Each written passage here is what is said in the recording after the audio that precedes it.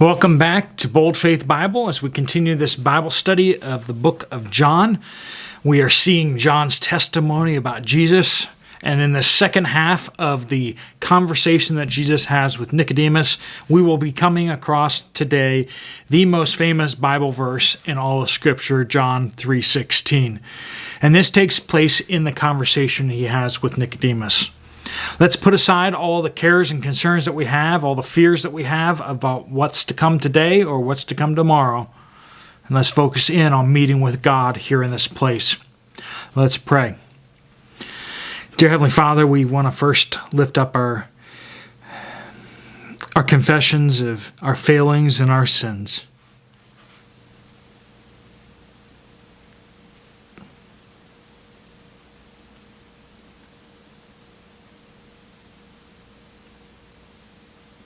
Lord, we praise you that we can find forgiveness for all the sins that we confess to you, and we place our faith in Jesus Christ. Lord, we pray that you open our eyes to the things that you would have to teach us this morning. We pray, Lord, that you give us the strength to be obedient to the things you teach us. And Lord, we pray that you come back quickly. We pray all these things in Jesus' powerful name. Amen. All right, we are in John chapter 3, picking up in verse 9. How can these things be? Asked Nicodemus. Jesus just told him about that you need to be born again, that the Holy Spirit brings this new birth to us. And Nicodemus asks, how can these things be? And Jesus says, are you a teacher of Israel and don't know these things? Jesus replied. Truly, I tell you, we speak about what we know, and we testify to what we have seen, but you do not accept our testimony. If I have told you about earthly things, and you don't believe, how will you believe if I tell you about heavenly things? No one has ascended into heaven except the one who has descended from heaven, the Son of Man. Of course, he's speaking about himself. Verse 14. Just as Moses lifted up the snake in the wilderness, so the Son of Man must be lifted up. Speaking of the cross, right? So that everyone who believes in him may have eternal life. For God loved the world in this way. He gave his one and only Son, so that everyone who believes in him will not perish, but have eternal life. For God did not send his Son into the world to condemn the world, but to save the world through him.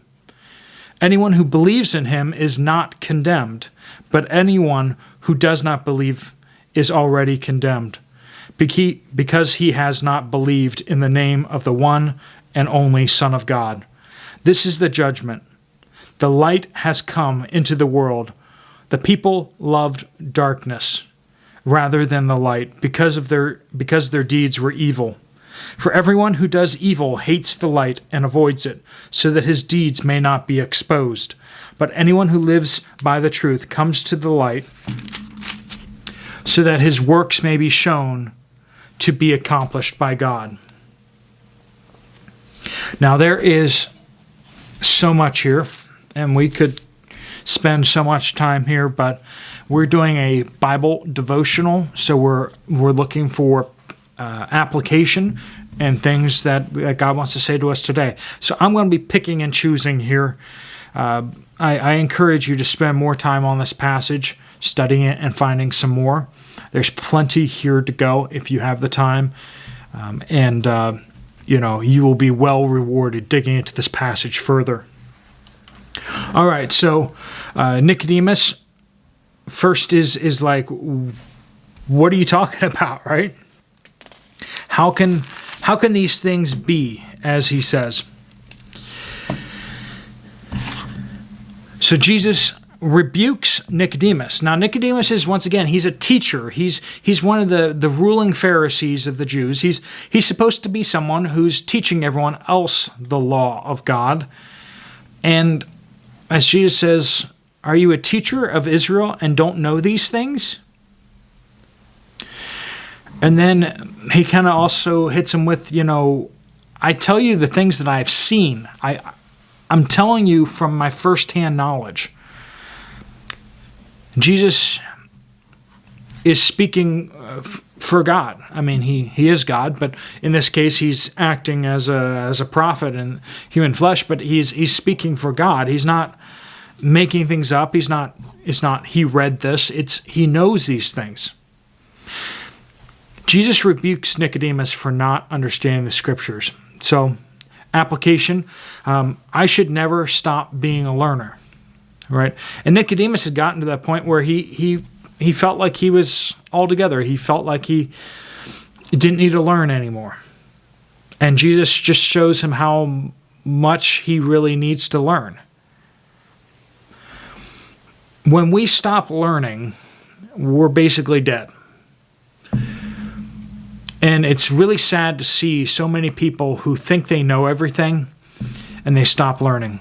Whether it's a pastor or whether a Sunday school teacher or a homesteader or something like that, where you get this idea that you know Scripture, you know about God, you know what He has to say, you know what He's about. And every time that you get to a place where you think you know and you stop learning about God, He will humble you. He will put you to shame, because no one can know God. No one can know everything there is about God. He's infinite. He's perfect. He is holy. He is so unlike us. When we know God, or think we do, what we've really done is we've built an idol. We've built an image of God that we can understand. And that is a grave sin. And it pulls us so far away from God, because we're worshiping an idol instead of God Himself. So I should never stop being a learner. I should allow the Holy Spirit to teach me the Scriptures. Right? So Jesus is there right then to teach Nicodemus. But remember, when He left, He said, I will leave you another helper, one like me, a helper to teach you. And that is the Holy Spirit. So we all have the Holy Spirit who are believers. If you're a believer, you have the Holy Spirit to teach you. And He will teach you the Scriptures, right? He will teach you the Bible here. You open up the Bible, you read it, you study it, you memorize it, you think about it, and the Holy Spirit will reveal it to you. Next, point 2. Jesus is the person we need to put our faith in. So this is verses 14 through 16. Once again, the notes, the application is down in the description if you want to see the bullet points I'm working off of that I've drawn up. Like I said, there's tons more here, so please do read for yourself and also draft out maybe different application points. But 14. Just as Moses lifted up the snake in the wilderness, right? If you ever seen like a hospital logo or an ambulance, you see the pole with the snake on it. That's where it comes from, right? Back in the Old Testament, there's a judgment. Snakes came into the camp and started biting everybody, and Moses was commanded to make a bronze serpent on a pole and lift it up over the camp, and anyone who looks on it after being bitten by the snakes would be healed and saved. And that is an example of, just like that, we need to lift up Jesus' cross to point to Him, because everyone who puts their faith in Jesus Christ will be saved. So everyone who believes in Him may have eternal life. Speaking of Jesus, right? And then here's the most famous verse, right? For God loved I'm sorry, this is a different translation I'm used to, so some of these verses get me kind of messed up. For God loved the world in this way. He gave His one and only Son, so that everyone who believes in Him will not perish, but have eternal life. So, points of application of this. I should trust in Jesus in order to be saved. That's the only way people are saved, right? Those who believe in Him will not perish, but have eternal life. 2, I should believe God's love for us because of Jesus. If you've ever questioned whether God loves us as a species, if God loves you as a person, you need to go back to the most ultimate display of God's love for you. and everyone, which is that he sent his Son to die on a cross to save you and I, to make a way of salvation for all mankind. He paid the ultimate price. He could have sent an angel down to die in our place. He could have sent a perfect person to die in our place. But he sent essentially himself to come and die in the shame and the humiliation and the pain of the cross. Your sin, my sin, is why Jesus died. And he did that to save us. Why does God allow evil in the world? Some ask. He doesn't allow evil.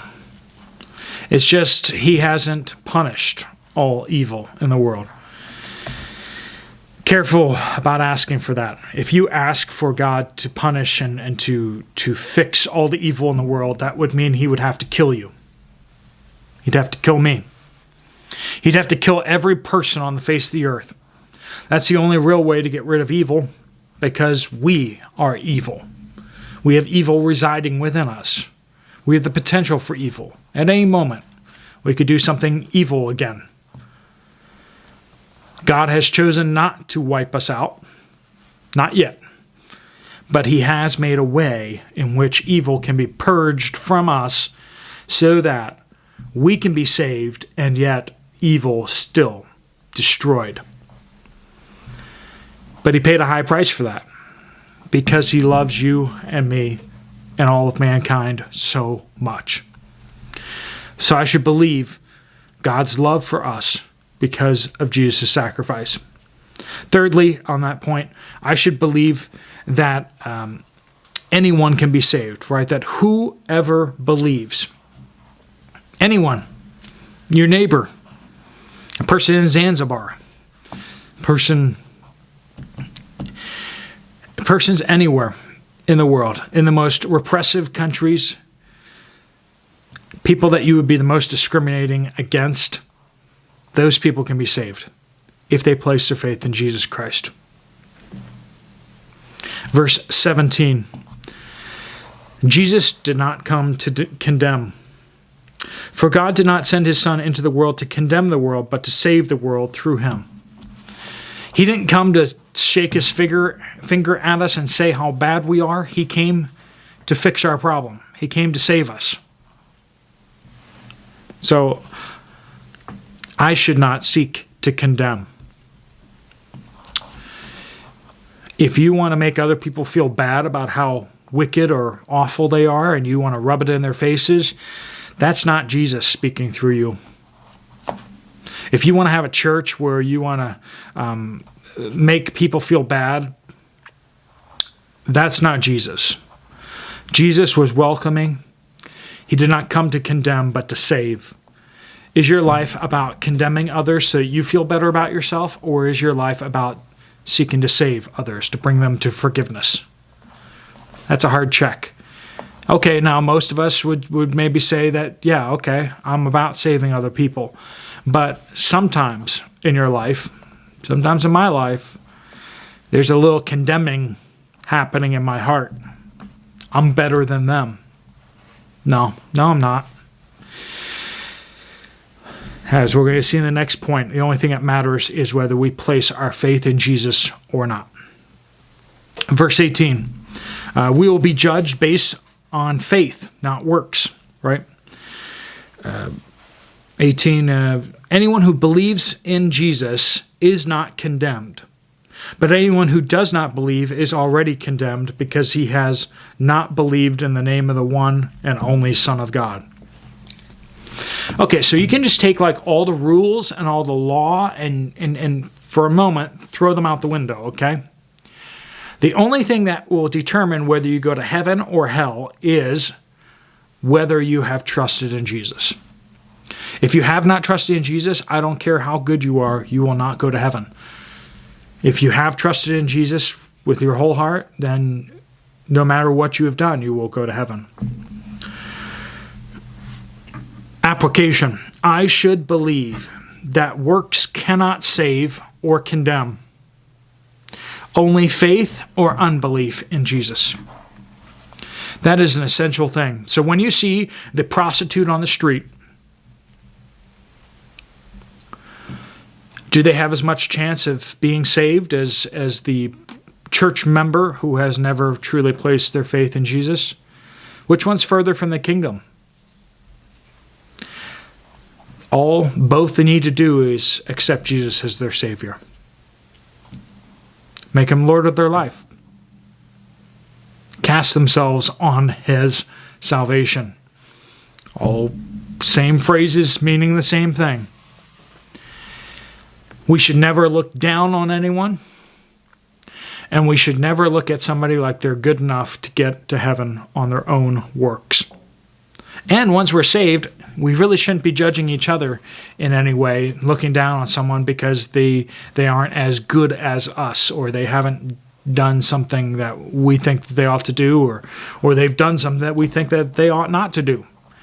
Now, that's not to say that the law doesn't have a place. That's not to say that we ought not to strive to be obedient to Jesus, but we shouldn't judge each other.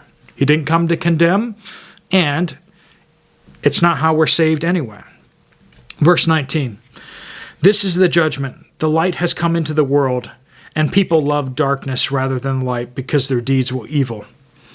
People love the darkness, and I should not be surprised that people hate God. And I should not be surprised that people hate me and you if we love God. If they hate God and we're on God's team, then they're going to hate us. That's just to be expected. And finally, in the end, it talks about how those who are forgiven, those who live by truth, come to the light. Those who live by evil deeds will hide from the light. So I should welcome truth and honesty. Christians should not be about covering up the truth in your life and pretending you are someone you aren't, but we should be open. Now, it doesn't mean that you should just tell everyone everything, okay? There are appropriate moments to share, and there are appropriate people to share. Men should not share all of their innermost sins and failings to women in the church. And women should not do the same thing to men, necessarily. Some things that should stay within your gender, right? Some things are not appropriate to be shared widely, but rather should be shared one-on-one with people, right? You should seek to confess your sins. You should seek to get assistance and help, but you shouldn't be bragging about your sins or spreading your sins too widely just for the sake of it, right? Particularly with particulars of sin. We should welcome truth and honesty. We should not be like, I'm a good person. You're not, okay? None of us are. I'm a sinner. Now, I may not get on the video here and tell you my deepest, darkest secrets, but there are people in my life that I do confess things to, and I do have accountability, and I do have people speaking truth in my life. As an elder team at my church, we hold each other accountable, and we rightly ought to. But we should seek people to speak truth into our lives, and we should seek honesty about everything. We should welcome the light, not hide in the darkness. God bless you all. Let's pray. Lord Jesus, I pray that you bless each person listening here, and you give them a great, wonderful day. We pray all these things in Jesus' powerful name. Amen. I'll see you tomorrow. Here's some video Bible studies to check out.